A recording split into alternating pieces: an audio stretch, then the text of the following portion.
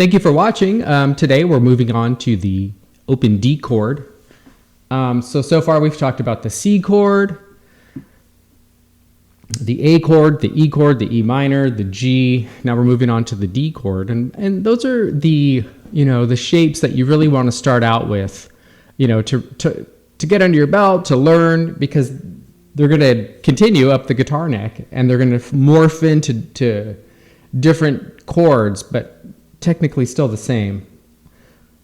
I don't want to dig a hole right now. So the open D chord.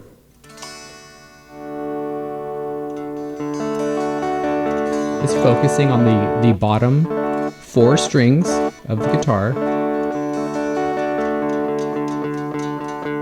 And on your 4th string down is an open D, as we've talked about. E, A, D, G, B, E.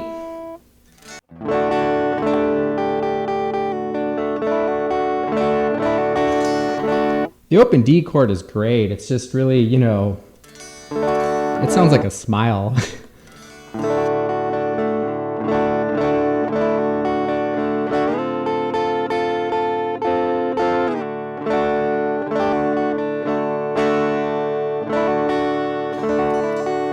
Reminds me of the color yellow or orange. I don't know, just some happy shit. So, moving on. We're going to start with our open 4th string. I approach this chord here with my first finger, my index finger, right on the 2nd string. And then I jump down to my high E string with my middle finger on the 2nd fret. And then I bring my ring finger down on to the fretboard on the 3rd fret.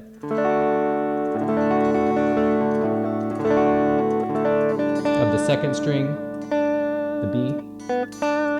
Once again, 4th string open, that's your D. I'm going to start out with my index finger here on the 2nd fret. My middle finger is going to jump down to the high E string. My ring finger is going to come down here to my B, my 2nd string on the 3rd fret, and it makes a little triangle shape. This one's pretty easy to remember. The cool thing about this is that your root is here on the leading tone. That's your D note. Those are both B's.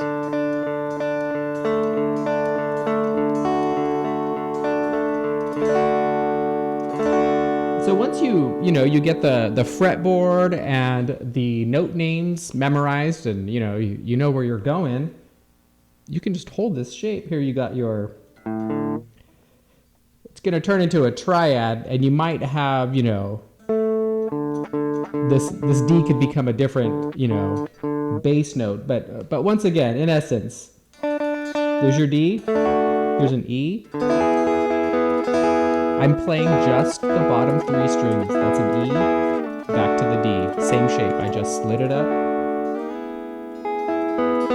So that my ring finger now is on the 5th fret, my index finger's on the 4th, and my middle finger's down here on the high E on the 4th fret. It's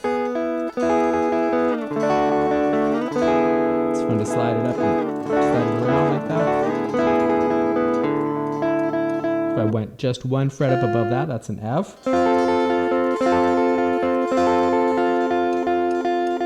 With my ring finger now starting out on the 6th fret. If I take this ring finger and I bump it up here to the 8th fret on the G, now I have a G. I'm going to go up to an A. That's an A. If I would have went 1 fret down to the 9, that would have been an A flat or G sharp. So that's an A. If I come up to the 12th fret on the 2nd string here, that's a B.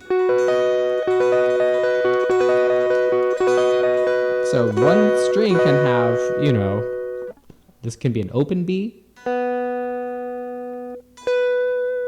So what happens up here at the 12th fret on the guitar, most guitars have a double, inlay dot or something there to let you know that that's the 12th fret. This is where your guitar is starting over again.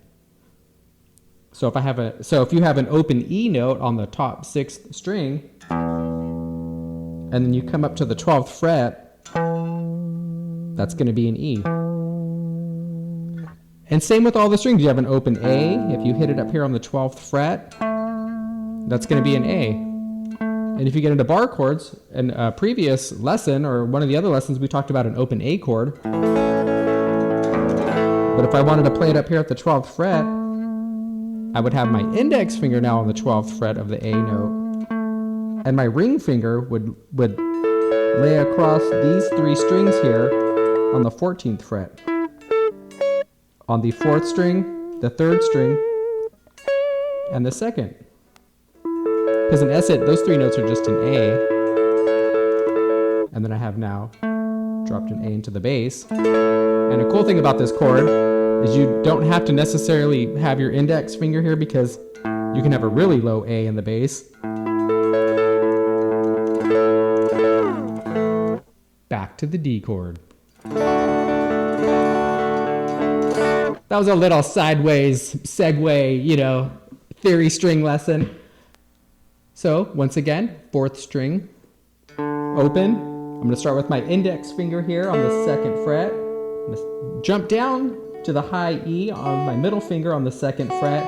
My 3rd finger is going to now join us, my ring finger, on the 3rd fret of the 2nd string to make that D chord.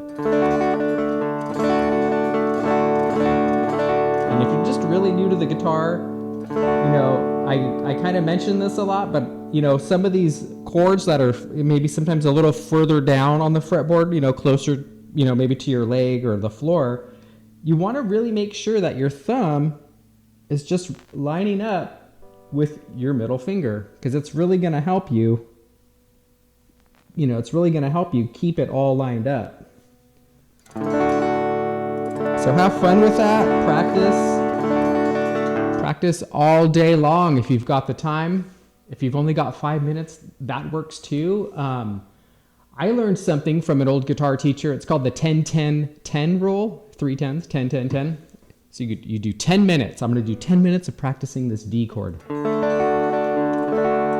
did that dude say? He said, put my index finger here. I got my middle finger, just watch the video. Remember, just get that thing to ring out.